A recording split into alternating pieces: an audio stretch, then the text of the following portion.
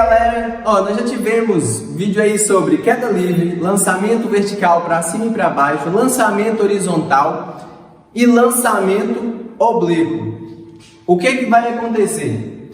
Na aula de lançamento oblíquo, nós vimos lá as formas para encontrar tempo, altura, alcance. Nós tivemos também a ideia de como decompor a velocidade, porque nós partimos de uma velocidade inicial e nós temos que decompor ela no eixo X e no eixo Y. Nós temos que fazer essa decomposição, tá bem? Olha, o que eu vou ter aqui? Lembra que essa velocidade aqui, esse vetor aqui, ele forma um ângulo que nós damos o nome de θ. Tá? Isso aqui é só uma letra grega, a gente pode usar alfa, beta, a letra que vocês quiserem. Isso aqui é só para dizer que nós estamos representando o ângulo. Olha, eu comentei na última aula também, na aula anterior, o quê? Que como encontrar, fazer essa decomposição aqui, no eixo X e no eixo Y, é usando aquelas ideias de como encontrar o seno e cosseno. O que é o seno de um ângulo? É o cateto oposto sobre a sua hipotenusa. E o que é o cosseno? O que é o cosseno? É o cateto adjacente sobre a hipotenusa. Então, a partir disso, eu mostrei fórmulas para chegar à decomposição dessas velocidades, que é o que nós vamos ver aqui hoje. Olha, o que nós vamos comentar nesse vídeo é algo bem simples, é algo teórico aqui e prático também, só para a gente resolver aqui uma questão que nós vamos jogar no ar, sobre essa aplicação daquelas fórmulas vistas no vídeo anterior. Olha, a questão diz o seguinte, que um objeto, aí aqui, independente do objeto, ele é lançado com uma velocidade inicial de 100 metros por segundo. A questão daqui a gravidade 10 metros por segundo ao quadrado, tá? Que é o que nós vamos usar aí. Manda considerar o seno do ângulo 0,6 e o cosseno 0,8. Aí a primeira coisa dessa questão, tá? Nós vamos abordar aí. Nós vamos fazer essa decomposição de velocidades, nós vamos encontrar o tempo, a altura e o alcance. Como? Coisas que a questão vai abordar.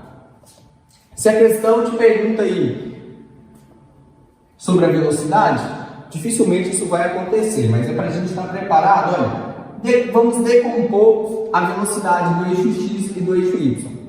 Como eu faço essa decomposição? Vamos fazer aqui primeiro do eixo X. Para fazer a decomposição, a velocidade do eixo X é igual a quem? A velocidade inicial vezes o cosseno do ângulo. Olha aqui, quem é a velocidade inicial? 100 metros por segundo. Quem é o cosseno do ângulo? 0,8. Logo, 100 vezes 0,8, 80 metros por segundo. Lembra que, quando nós falamos de um lançamento vertical, olha, eu tenho essa velocidade resultante, mas eu vou decompor ela. Ela vai ter uma velocidade na horizontal, na vertical, e uma velocidade na horizontal. O Vx aqui, lembra lá do plano cartesiano? O eixo X é o que está na horizontal, o eixo Y é o que está na vertical. Então, o nosso Vx é na horizontal. Ele parte com uma velocidade de 80 metros por segundo e eu sei que essa velocidade ela é sempre constante, porque na horizontal é um movimento retilíneo uniforme. E para encontrar a velocidade inicial no eixo Y é quem? Velocidade inicial vezes o seno desse ângulo, que no caso aqui 0,6 e a velocidade inicial 100. 100 vezes 0,6, 60 metros por segundo. Qual a diferença? O V0y aqui, ou Vy, é a velocidade agora da partícula na vertical. Sendo que se essa velocidade é na vertical, o 0y aqui é porque a velocidade é inicial. Por quê? Na vertical, essa velocidade é um movimento retilíneo uniformemente variável e essa velocidade ela vai ou diminuindo ou aumentando, que no caso nosso aqui, ela vai diminuindo, certo? Então ela parte com a velocidade de 60 metros por segundo e ela vai diminuindo, tá, até chegar a zero. Quando chegar a zero, ela começa o movimento de queda novamente. Então aqui nessa questão, eu fiz a decomposição, encontrei a velocidade no eixo X e no eixo Y, na horizontal e na vertical. Na horizontal, ela é constante, não tem força, a força resultante aqui é nula. Já na vertical, nós temos a força-peso atuando, tá? No sentido contrário, faz com que esse objeto ele perca a velocidade.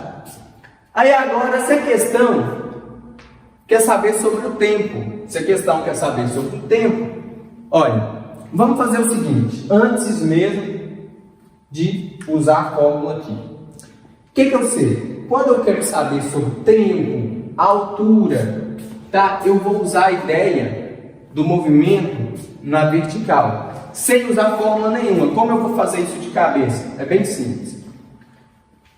Qual é a velocidade na vertical? 60. Então, ela parte com essa velocidade de 60.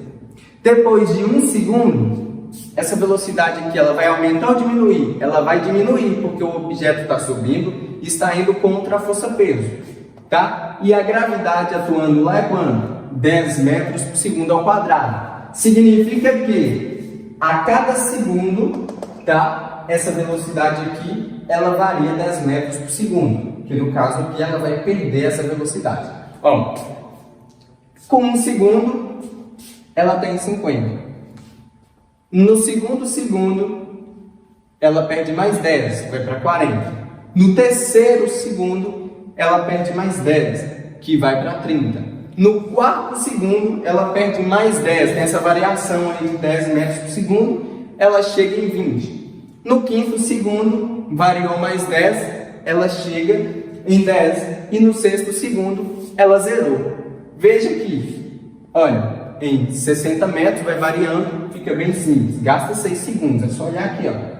Se eu tivesse aqui 65 metros por segundo, seria 6,5 segundos, algo bem prático. Então, olha aqui, sem usar a fórmula ainda. Mas aí eu descobri o tempo que ela gastou para subir. Mas eu sei que o tempo de subida é igual ao tempo de descida. Se o tempo de subida é 6 segundos, o tempo de descida também é 6 segundos.